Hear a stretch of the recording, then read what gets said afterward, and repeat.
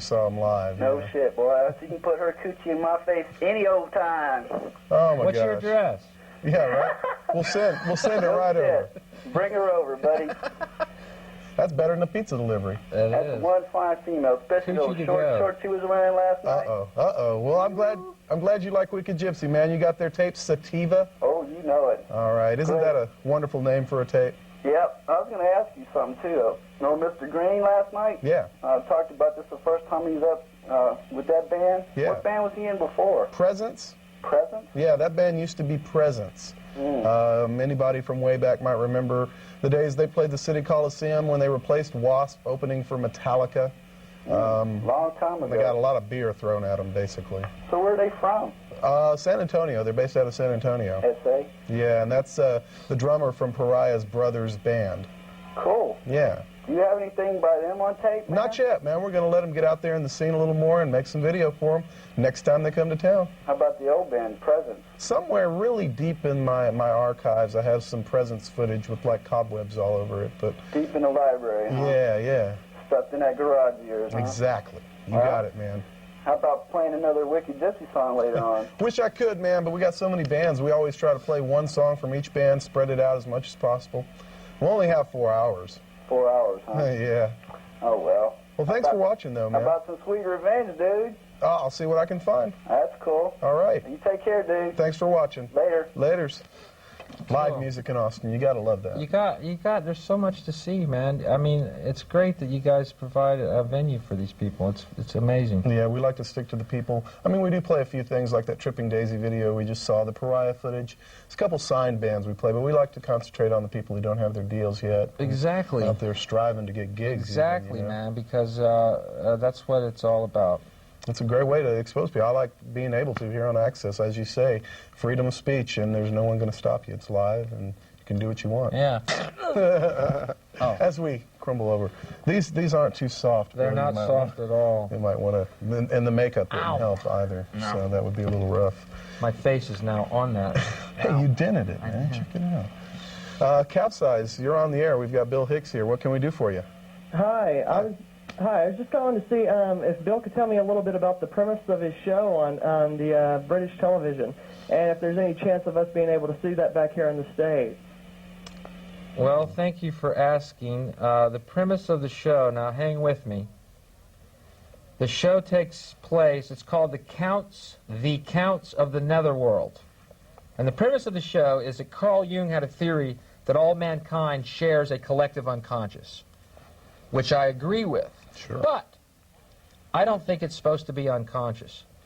As the counts of this netherworld, we will be in a Victorian-era salon, which in my mind's eye is the center of our collective unconscious, where ideas are discussed, evolution is discussed, and the evolution of ideas is discussed. And we will have on guests who have enlightened us so that we can enlighten the audience so that the unconscious becomes conscious.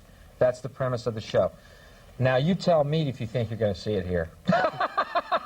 I'm pretty enlightened about the discussion of evolution. I think, evolution is a great discussion. And the evolution of ideas. I'll tell you how this works. For instance, why is the drug czar of this country? Well, why do we have a drug czar, A? B, why is he a cop? Why isn't he a guy who's been through recovery, who has experienced drug and alcohol addiction, and could perhaps deal with this problem through the eyes of compassion rather than the eyes of, well, whatever their eyes are, that you're breaking a law. People who are addicts are not criminals. In my mind's eye, they're sick, and I don't think throwing sick people in jail is going to heal them. See, that would be the evolution of an idea. Here's another one. Confucius said, "What is the sound of one hand clapping?" And he said it in this enigmatic way to state that there is no sound. And you know what I say? Go. Fuck Confucius. Let's move on. Yes. Evolution has not stopped. And I'm hoping it comes. I hope we can sell it back to HBO. So we should all lose our thumbs, evolve, just move on down the line. We're going. It didn't stop, man. It didn't stop with us growing opposable thumbs. Okay, now we're at the point where imagination and reality are right there together. What we imagine, we can create. And that goes for heaven, and that goes for hell, and it is our choice, and we can do anything, literally. But that is the theme of our show, and I hopefully HBO will air it, because I think it'd be another great feather in their cap, along with Larry Sanders' show, which I think is absolutely hilarious. Good deal. Well, hopefully we can see that. Of course, they always get the better TV over there, too. Yeah. What's up? You're on Capsize. We got Bill Hicks here. What can we do for you? Yeah, just a quick question for Bill. Sure. Could you explain what happened with the Letterman thing? I tuned in late, and I just Well, yeah. hang up before I start feedback. Okay. Well, for as far as the Letterman deal went, again, the material I had prepared was approved and reapproved by a segment producer. I performed the show on October 9th, Friday.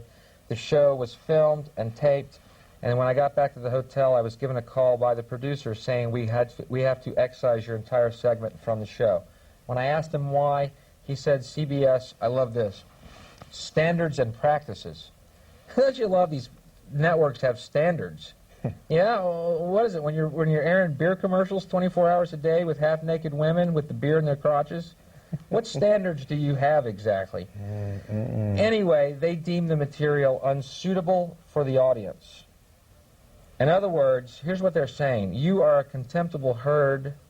You will not be able to comprehend these are jokes or ideas, simply. That's all they are. And you, the contemptible herd, must be kept from one man stating his ideas. Because if one man does it, well, that might inspire other people to go, you know what? I have some interesting ideas, too, which I've never had confirmed. But I'm not afraid to state them anymore. They want you to be a docile, apathetic herd of consumers, of corporate products. That's what happened on Letterman. No sour grapes on my part. Again, I think it's rather a badge of honor. On the very same stage, Elvis was censored from the waist down. I was censored entirely, or at least from the neck up. The important part. And America continues to be the land of freedom. Don't you forget that. Yeah. As long as you got the money to buy it. As long as you got the money. Yeah. Well, you know. Am I yelling? Oh, no. I feel like I'm talking to people. It's expression. It's heartfelt. I feel like I'm talking to people like at their homes, but we're not using mic. Yeah. Yeah, that's They got kind of glasses against the wall. Okay, I hear Bill yelling. Well, yeah, it's wild how they choose who gets on and who gets to say what they want to say, you know. Let me tell you what happened. When I was a kid, starting out, I would watch TV and I'd go, boy, if they like that guy, I was looking at comics, if they like that guy, they're going to love me. And that was the impetus that led me to work on comedy and start and continue. And then you get out to Los Angeles and you come to the cold realization that from that kid's wish, boy, if they love this guy, they're going to love me. They don't want me. They don't want you if you have an idea that doesn't correspond to their propaganda. And everyone in L.A. is disillusioned by that, but I no longer am, because I got it in focus and I know what to do with it now. So you were pretty much also restrained from doing any religious jokes, as you had mentioned earlier on the Letterman show. Yeah, well, wouldn't want to offend yourself. Maybe they would pre-tape it and you'd tune in later and offend yourself watching that performance. Well, I appreciate that for them, but it doesn't matter anyway, because I just signed a lucrative deal to be the spokesman for Taco Bell. I sold out. I can't do it anymore. Oh yeah, Me and Willie. Yeah. I'm waiting for the woman in the rose. Don't you just have to avert your eyes when you watch that? Oh, Willie. we feel for you, Willie. IRS is what I think about of every burritos. time I see that. I'm waiting for the woman in the rose tattoo, and I'm eating a taco too. Oh my God, I owe so much money. Well, he does well for a man with one lung. So, Does he have one lung? Yeah, that's what I've heard. So, yeah. Well, we'll take these calls. We're going to take a few more phone calls here and let Bill scamper on down the road like a happy bunny. I'm sure he is, right? You can catch him at the Laugh Stop tomorrow night. It's been a month of Sundays since I scampered, but okay. You might want to film this. It could be some good slapstick for you. Yes, sir. We got to see that scamper. Anyway, you're live on Capsize. We've got Bill Hicks here. What can we do for you? Hey, what's up? How you doing? I saw him many years ago, probably maybe a decade or Whoa. so. A long time ago. I don't know if he remembers, but he was here in Austin. Are you the guy with the green shirt? I do remember.